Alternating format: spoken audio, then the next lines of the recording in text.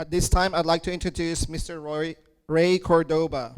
He is a former dean at Lowell High School. He is a Vietnam War veteran. His father is a Philippine scout and Bataan Death March survivor.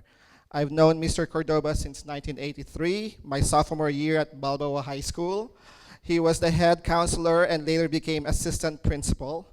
And I'm happy to say I've never got to go to the principal's office. He founded the Filipino Junior Optimist Octagon Club at Balboa High School. So please welcome Mr. Ray Cordoba.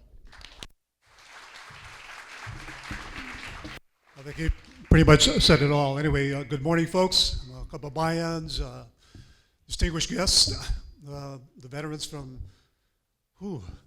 those wars, okay? Particularly the war that my father fought in. He was a Philippine scout. He was with 92nd Artillery from Corrregidor.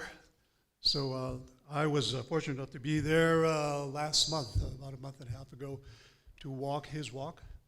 And I can, it was just a haunting, sobering experience because I had never been there. And you'll see the rubble, to see the mile-long terraces of where 5,000, 10,000 soldiers were housed. It was just amazing. It was a haunting experience for me, and I think because of that, I think I also got sick.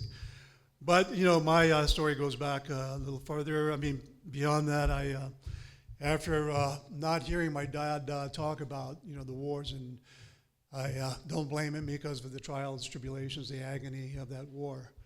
I wanted to find out what it was like myself. So guess what? I joined in, and I did what I thought was right at the time. And when I got into the induction center, after I graduated from SF State, I opted to go into the infantry school, the Fort Benning School for Boys.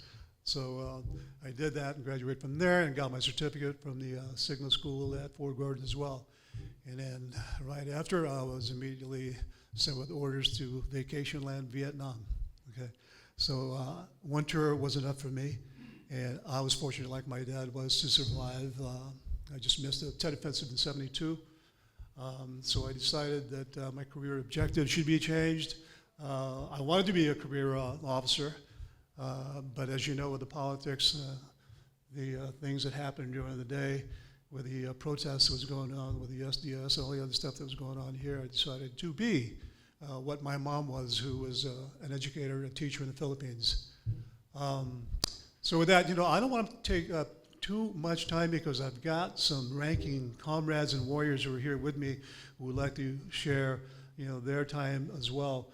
I've got a couple of majors in the Air Force, Major Gemma Del Campo, who happened to be one of my students also at Val, and I've got Major Rick Arena, who's here. They want to share a couple of stories with you because they're also descendants of Philippine scouts. So I'd like to have them come up. And immediately after, I'd like to have also Second Lieutenant Master Mayor. I call him Master Mayor because he's also a master in combat arms, okay, with martial arts. Mike Ngona, a city councilman, who's running for something else, I think, but he'll tell you all about that. Major De Campo, Beauty Before the Beast. Can you come up, please, and be recognized?